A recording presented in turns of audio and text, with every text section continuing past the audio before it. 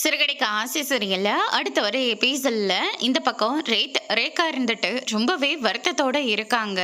நான் சின்ன வயசா இருக்கிற போதே என் அப்பாவும் என் அம்மாவும் பிரிஞ்சுட்டாங்க. நான் எப்பவுமே என் அப்பா கூட மட்டும்தான் இருப்பேன். அதனால அம்மா கூட இருந்ததெல்லாம் ரொம்பவே கம்மி. ஆனா இப்ப என் வாழ்க்கையில முக்கியமான ஒரு இடத்துல நான் நின்றுட்டு இருக்கேன்.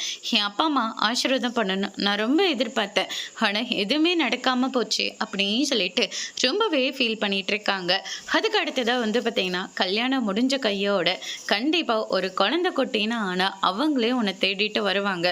நீ எதுக்காகவும் கவலைப்படாத ரேகா அப்படின்னு சொல்லிட்டு இந்த சைடு எல்லாருமே ரேகாவை சமாதானம் பண்ணுறாங்க. அதுக்கு அடுத்ததான் நம்ம சிந்தாமணியும் அவங்களுடைய ஹஸ்பண்டும் காரில் வேகமாக வந்துக்கிட்டு இருக்காங்க.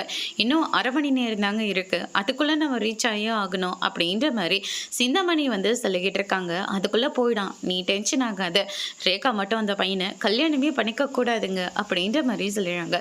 எல்லாத்துக்கும் காரணம் அந்த முத்து மீனாவை தான், அவங்கள நான் சும்மாவே விட மாட்டேன் அப்படின்னு சொல்லிட்டு ரொம்பவே கோவத்தோடு இருக்காங்க.